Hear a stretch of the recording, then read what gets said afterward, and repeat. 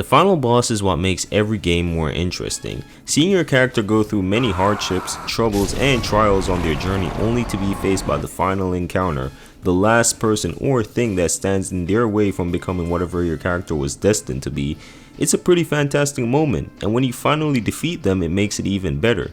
Now, the Souls games, while having some great, fantastic boss fights, tend to get mixed reception when it comes on to their final encounters. Now, because of this, I wanted to go over every single final main game boss from each Souls game to see which one is truly the best. Before I get into the list, I want to say one thing.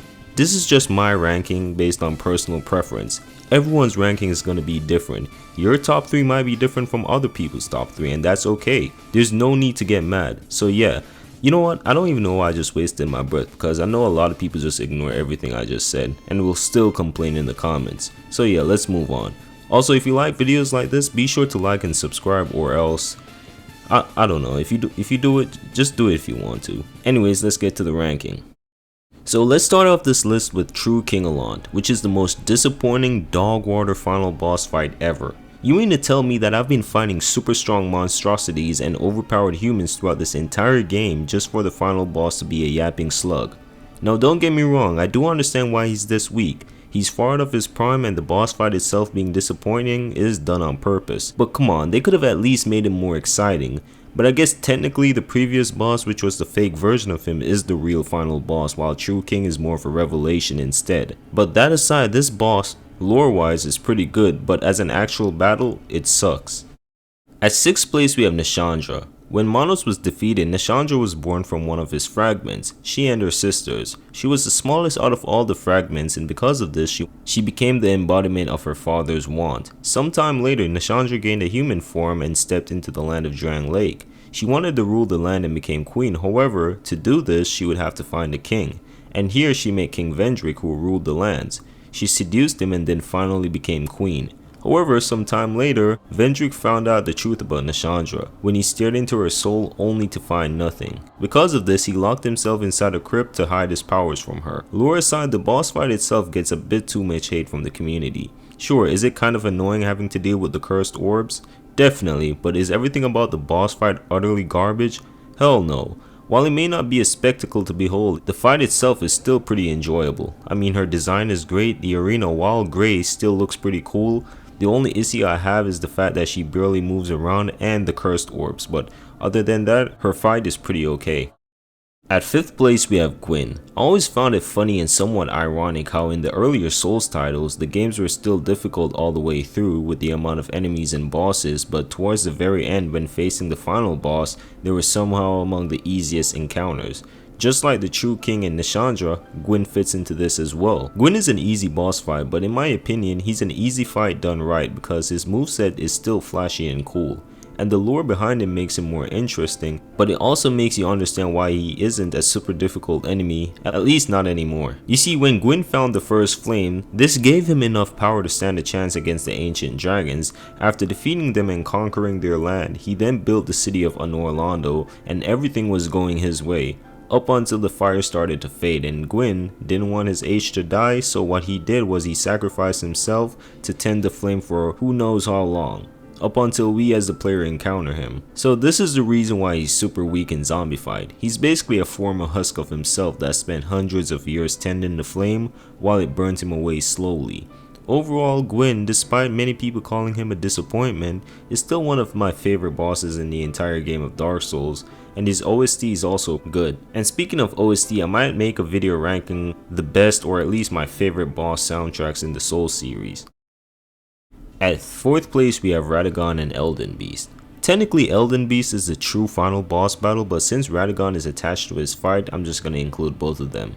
Let's start with Radagon first. Radagon reminds me of Thor. He's a redhead who wields a hammer, except instead of lightning, he uses holy based attacks. I don't know why, but I feel like I had to talk about that. Anyways, compared to the Elden Beast, he's the better one, mostly because he doesn't run away from the player like 80% of the time. But even still, Radagon still has some annoying tricks up his sleeve. First of all, his teleport stun can be a pain to deal with, especially when he decides to immediately do a Street Fighter level combo on you shortly after. And second of all, he tends to spam projectiles a lot. But apart from those things, he's still a great fight. He has a moderate amount of health, most of his attacks are pretty fun to dodge, and his design is amazing. Now let's move on to the Elden Beast, which is considered by many to be the worst out of the two. Now after the update around a month ago, you can now summon Torrent in the Elden Beast boss fight, and this makes it 10 times better because now you can close the distance between you and him pretty easily.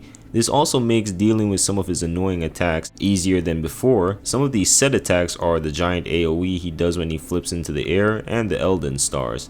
I don't know why it took them 2 years to make the fight actually fun, but hey, at least they added something good. Now that aside, the Elden Beast on a visual level is probably the best looking boss encounter in the entire Soul series. I mean, the design of the beast itself looks great. It looks like a cosmic whale butterfly human hybrid thingy.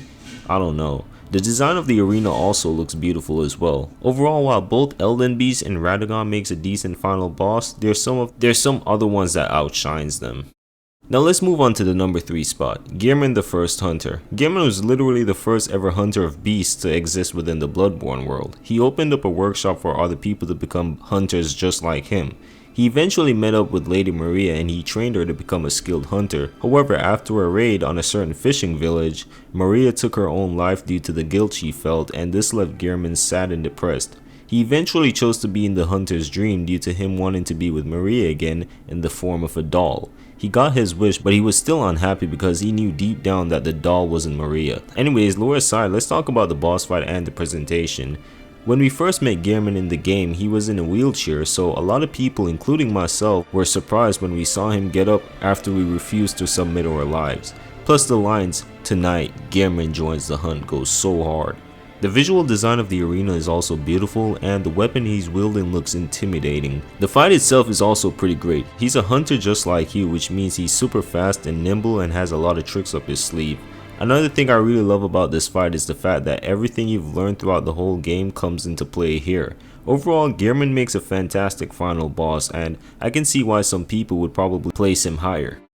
At second place, we have the Soul of Cinder. The Soul of Cinder takes second place due to how he switches up his combat style during the entirety of the encounter. First, he uses his weapon like a regular straight sword, then he changes it into a spear, then from a spear to a magic staff, to a curved sword, and then in his final phase he turns it into a great sword and wields it similarly to how the first Lord of Cinder did. This fight is just straight up amazing. Now let's talk about the visuals. The fiery charred design of the Soul of Cinder itself looks fantastic. The Ashen Arena with the fire flower patches looks cool, but what I love the most is the ring of fire in the sky.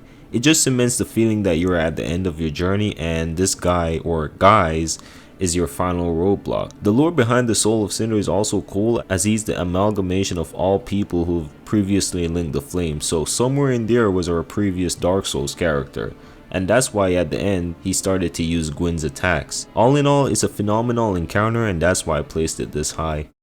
Before I get into the number 1 spot, let's talk about some of the secret final bosses. These bosses weren't included in the list because I was mostly focusing on the ones that were easier to encounter. Most of the ones here requires either an item, an obvious bad decision, or a quest in order to challenge them. Let's start at the bottom, and here we have Aldia. While not as bad as most people say he is, at least in my opinion, he does not stand a chance against any of the other bosses in the honorable mentions. He's more of a gimmick boss, and his design, while terrifying, looks kinda lame for a final encounter. Overall, he's just mid. Next up, we have Moon Presence. In order to face the Moon Presence, you have to consume 3 umbilical cords of a Great One, which will then repulse him, initiating the boss fight. The fight itself is pretty enjoyable, even though it is kinda easy. But the design of the Moon Presence itself looks pretty cool, and yeah, that's it. And finally, for the number 1 honorable mention, we have Ishin Ashina.